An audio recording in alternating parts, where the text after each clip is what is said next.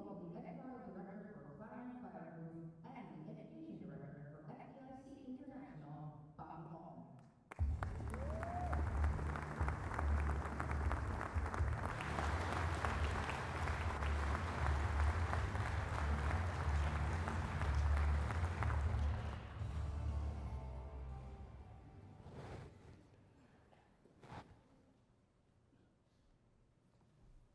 The American author and novelist Elizabeth Elliot once wrote that there is nothing worth living for unless it's worth dying for. That's a powerful thought. It forces us to query our very purpose. Makes us question, what do we live for? Without par, it demands we consider what exactly are we willing to die for? Where do we find meaning? What's the purpose of our lives? It's the question we ask here this morning, and not one lacking in significance for this gathering. For our work, our purpose is much more complex and nuanced than many have suggested. And Mrs. Elliot's words, they're by no means casual words. No one should ever take lightly committing themselves to a cause, a mission, or a group that could cost one their lives. Having such clarity of purpose was probably best said by Captain Ernest Evans. He was the commanding officer of the USS Johnson. Captain Evans earned the Congressional Medal of Honor for bravery and courage during the Battle of Samar.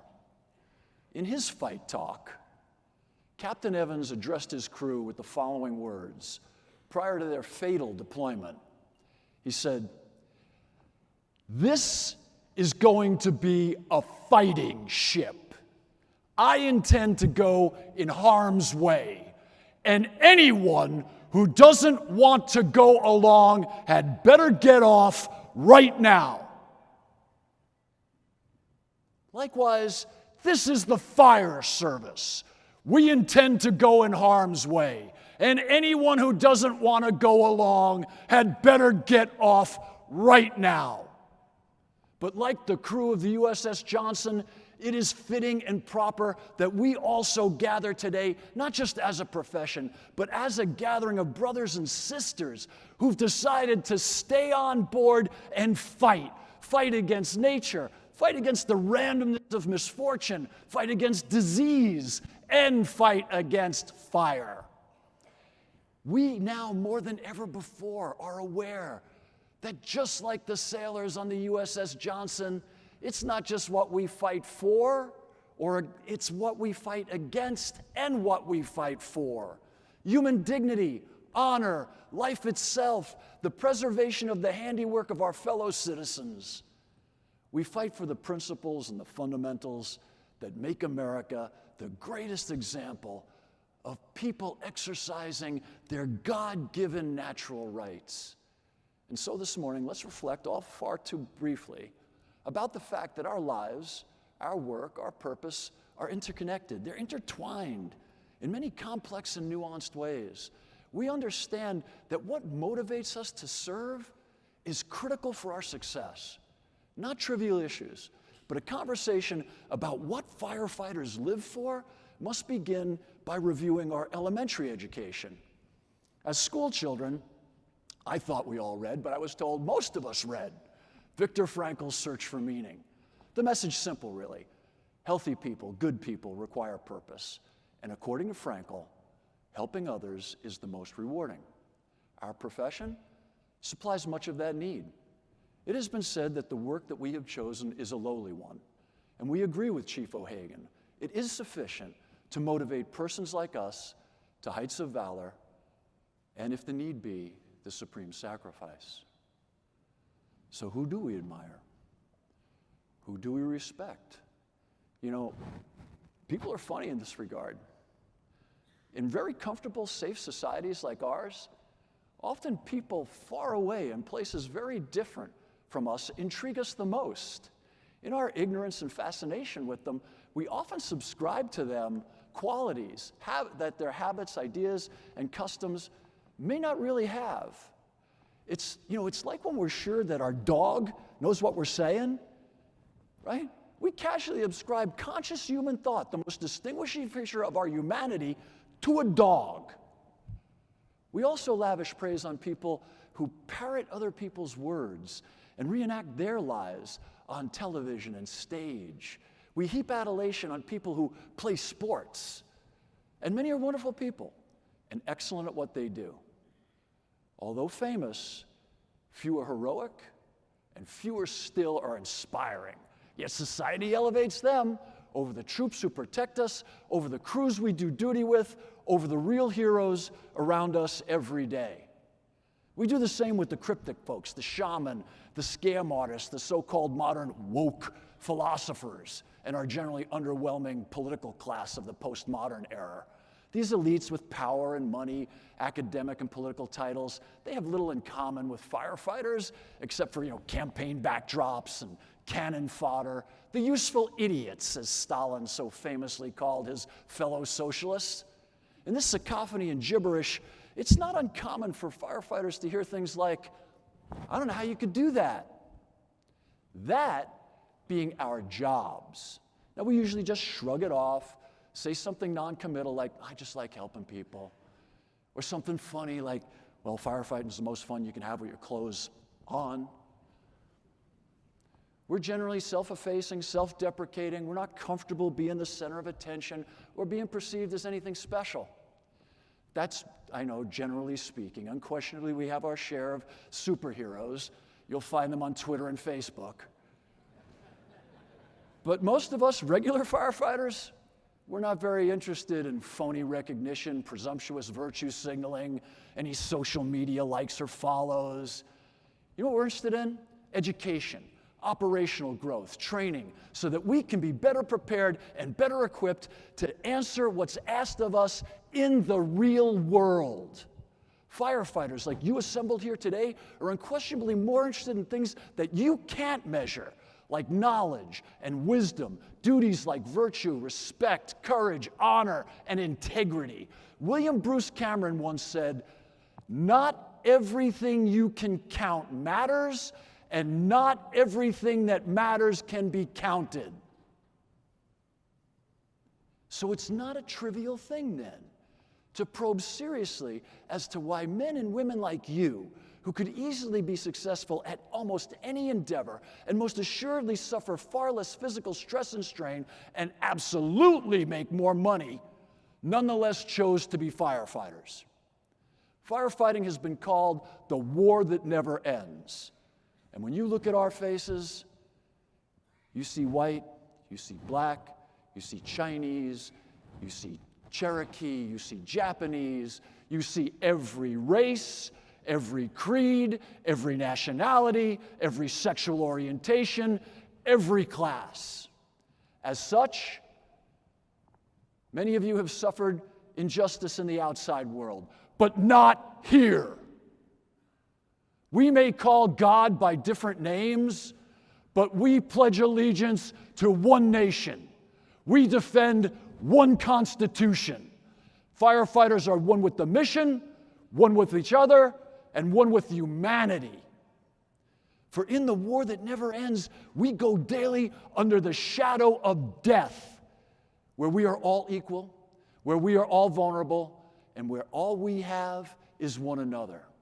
What motivates firefighters, irrespective of what some might think, is a question worthy of our time. For without men and women like you, dedicated to the service of others, the very personification of man's humanity to man, we would face a bleak and unappealing future. But we do not face disaster and doom. We do not face riot and ruination. Just the opposite, in fact, is the case, albeit largely unreported. Despite what the dystopian, ever-present alarmists expound, the quality of life the world over continues to improve. Soon, much of this current nihilistic, politically motivated hysteria will end, and the fools that we now suffer will be relegated to the infamy that they have earned. We know it is the individual who matters, not the collective. Every life represents humanity. Every person has equal value. Donne was right in Meditation 17. The death of one diminishes all. The bell does toll for thee.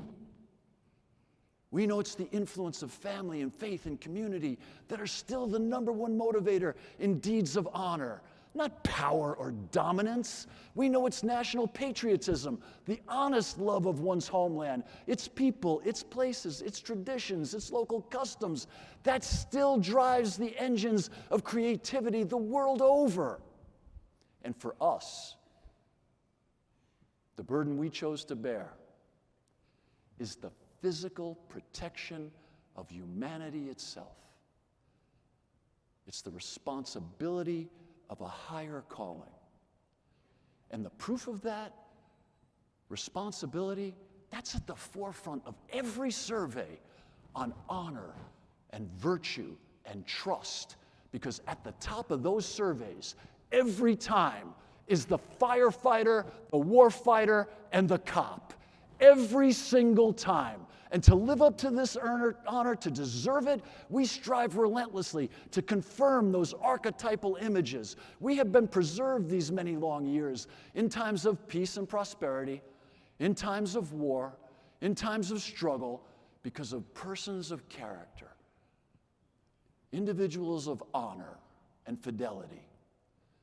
President John F. Kennedy once said, "A nation reveals itself not only by the men it produces, but by the men it honors, the men it remembers." It was July 1863, Gettysburg, during the Great American Civil War. The 140th New York Infantry was being led by one Colonel Patrick O'Rourke, a West Point graduate, an Irish immigrant, a Catholic, and a mere 21 years old. Under his command, on the extreme right of the federal line, were all volunteers, shopkeepers, firefighters, and farmers. As O'Rourke's men climbed to the top of Little Round Top, this surging Confederate advance met them. With no time to stop and reload their rifles, O'Rourke leads a bayonet charge into the Confederate line. The heroic charge of O'Rourke broke the Confederate attack, but it cost O'Rourke his life. A stylized Maltese cross marks the site of the colonel's final resting place. The words duty, patriotism, valor, and fraternity appear on that monument. On the extreme left end of the federal line was the 20th Maine. Now, leading them was a man who the troops really didn't have much confidence in, Colonel Joshua Chamberlain. He was a professor of modern languages. He was fluent in 9. He was studied in ministry, a bookish man often found in prayer.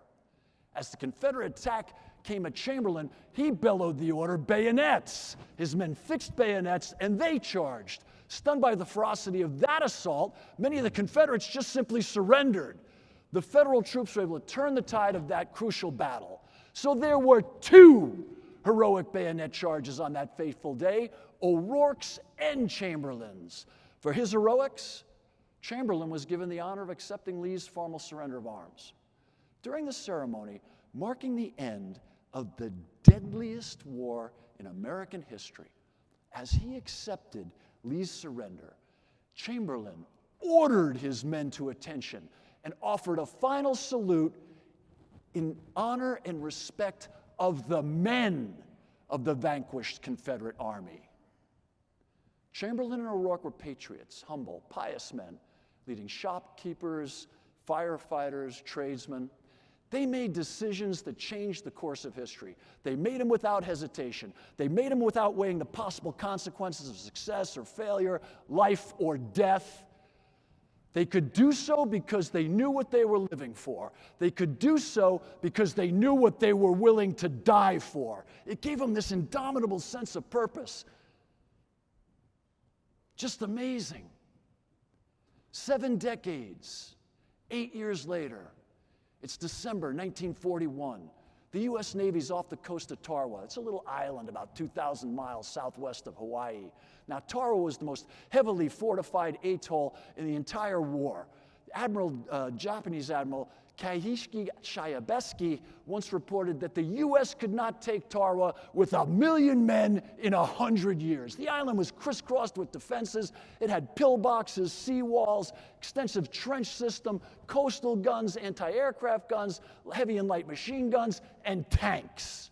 The beaches, they were naturally ringed with shallow reefs, and they were covered with barbed wire and mines. Major Henry Crowe was in command, a shotgun-carrying, cigar-smoking Marine. Second in command was a fellow named William Chamberlain, college professor, a bookish man, who the men didn't have very much confidence in. Chamberlain joined Navy ROTC in 1936 at Dartmouth, where he graduated valedictorian. In 1938, he got his doctorate, and he went on to become a professor of economics at Northwestern University. He was called to active duty in 1940. Now, like most attack plans, the plan at Tarawa fell apart quickly. Bad weather, low tides prevented the landing crafts from making it to the beach. The Japanese guns pounded those snag vessels, and they just cut down those desperate Marines. The Marines who did make it to shore, they all arrived exhausted or wounded. The assault path through the lagoon soon became congested with all of the destroyed landing crafts and the bodies of the fallen Marines. By the end of the first day, 1,500 Marines had died in the process.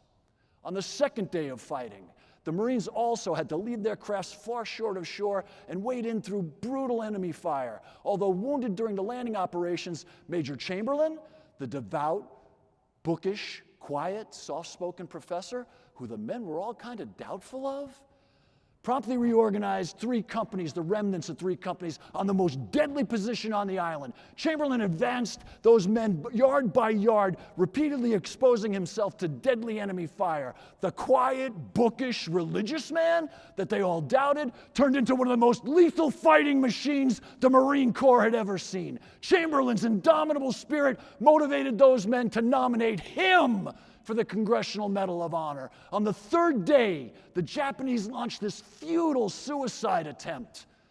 Of the 4,785 Japanese soldiers, only 17 would be taken alive. In the 76-hour battle at Tarawa, the U.S. Marine Corps suffered almost as many killed in action casualties as our U.S. troops would suffer in the 6-month campaign for Guadalcanal.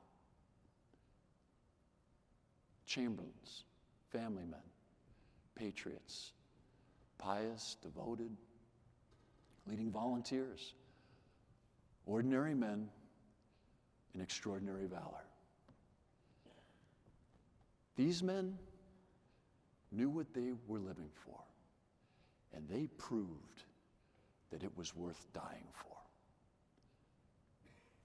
These are the men and women we remember. These are the men and women we honor. The American Legion has summed up in 4 words what motivates these selfless acts of valor. For God and country. To the Legion, service to God is service to country, and service to country is service to God. For God and country. That's a phrase we were raised with here in America, but not only here, across the world in various nuanced themes. God save the Queen, God fatherland and country, God fatherland and liberty, God homeland and freedom, God and my right, with the help of God for homeland and freedom. It explains why countless patriots have served in our armed services, law enforcement communities, and firefighting services. We agree with Elizabeth Elliot that there is nothing worth living for unless it is worth dying for. We would also take that definition a little further. What you love is what you're willing to fight for, and anything you truly love is exactly what you live for. Among those things we love are our fellow citizens. Our mission is to protect their lives and respect their dignity. Among those things we love is this beautiful country. Our mission is to protect its environment, its land, and its treasure. Among those things we love are our God-given natural rights, our freedoms and liberties. Our mission is to ensure that all American citizens can pursue their happiness knowing that you are looking out for their safety. Among those things we love are the gifts which divine providence has bequeathed in our nation, the gifts of prosperity and generosity, the gifts of deliverance and forgiveness, the gifts of liberty and responsibility. Today, some demand that we not speak of God. They demand that we don't speak of America. They say to do so is offensive. They say to do so is hateful. They insist on controlling our thoughts, our language, and our lives. To their dismay, we're not intimidated. Firefighters will never comply. We know to do so would be wrong. It was John Adams who said of America, our Constitution was only made for a moral and religious people. Firefighters have no problem expressing our desire to live as obedient persons, but obedient to God and subservient to the wisdom of our ancestors, and never kneeling to the authority of the changing whims of popular fashion arrived at yesterday on Twitter or some silly podcast. That's not wisdom, that's stupidity. It should be noted that in God and country, that represents all the various images, archetypes of God, the ultimate good. God in this reference is nature's God, the God of nature. It's the archetype of all good in all of us. John Locke and Tom Jefferson's God of nature and nature's God. The spiritual connection we all have, a higher power, a mystic belief, not a specific theology. Country represents our home upon which millions of our forefathers are buried. Our children, our states, our neighbors, our cities, the very collection of people and places itself as a living entity, our country. Now, firefighters tend to be exceptionally proud of their nations, whether they be American or French or Japanese, British, Mexican. We tend to believe that our country is the best and our firefighters are the best. Of course, we know who's right. As firefighters, we understand what it means to have faith, spiritualism. It buoys us in dark times. It guides us in uncertain times and reminds us to be humble, kind, and forgiving. And maybe it's because we deal with the uncertainty of life. We recognize how fragile it is and how quickly it all can be swept away. Maybe it's because we have skin in the game, and from time to time, we have to deal with our own mortality. Maybe it's because we know life isn't fair. Bad things happen to good people, and sometimes you just can't do anything to change the outcome. Now, some people would call us stupid because we believe in this nation and what she stands for. Some people would call us stupid for believing in an all-powerful God, a mystic energy for good, with never being able to prove it. It was 2 days before Christmas in 1991. Ladder 43 arrived at a fire on 103rd Street. People were exiting, there's heavy smoke and fire in the area. This young firefighter from Ladder 43 was told to assume the roof position. On the rooftop, he was met by screaming civilians. They're pointing to a man who's about to jump out of a window. He looked over the rear wall, and he could see the third floor with fire blowing out and 2 rear windows with heavy smoke pushing out. A 20-year-old Pablo Martinez is lying across the top section of this window on the 5th floor, and heavy smoke is blowing out underneath him. Firefighter grabs his radio, calls for help. He knows they're going to have to do a rope rescue. He opens up the bulkhead doors to relieve the pressure so the civilians could escape. With the conditions deteriorating rapidly, he gets his rope ready. He's joined by firefighter John McCain. They size up the situation. Now, the only substantial object that they could tie off to is going to lower that firefighter directly in line with those venting windows. So they quickly devise a good plan. they take a hook to the parapet wall and take it so it was over the window that Martinez is trapped above, with full knowledge that any slip of that hook is going to plunge that firefighter 5 stories to his death below.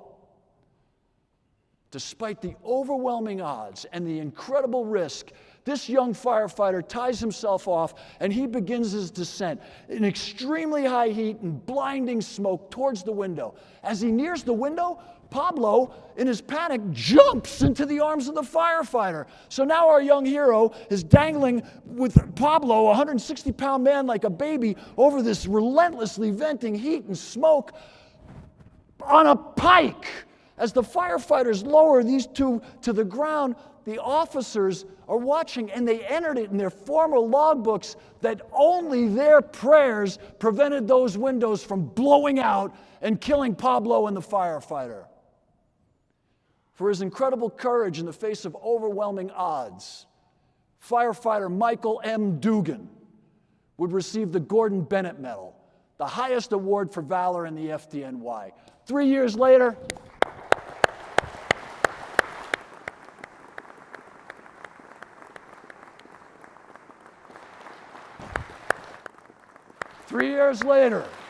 Michael M. Dugan would receive the Archer Medal, which is only given out once every 3 years to that firefighter whose courage, whose dedication, whose bravery stood out among the bravest of the brave in the FDNY.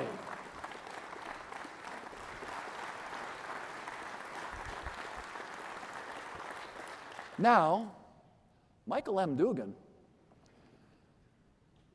is an extremely quiet, bookish man. He really is in real life. He's an intensely loyal friend and an incredibly devoted husband and patriot.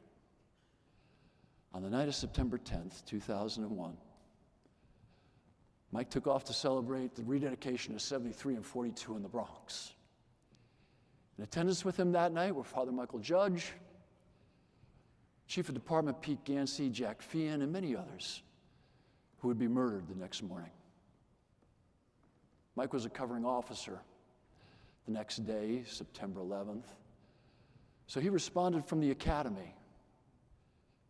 After the towers fell, Mike assembled a few men, and they began looking for survivors. As they walked in the dust and smoke and confusion, they found an American flag laying on the ground. With Chris Engeldrum, who would later give his life for his country in Iraq while serving with the New York Fighting 69th, bucking that ladder, on that consecrated ground, they hung our flag. They hung our flag out of a sense of duty to demonstrate their patriotism, to honor the fallen's valor, and to prayerfully join them in fraternity. They hung our flag and they prayed in defiance and pride, in honor and conviction, in respect and determination that neither those murderers nor anyone else would ever silence the American firefighter or try to contain our patriotism or force us to deny our faith. Mike and those heroes hung that flag on that sacred ground for God and country.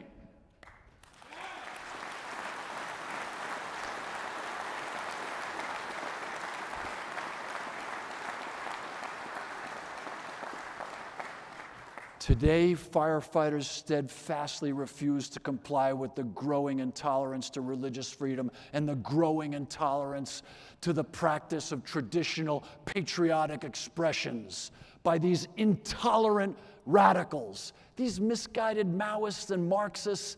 They're intent on finding blame rather than forgiveness and understanding.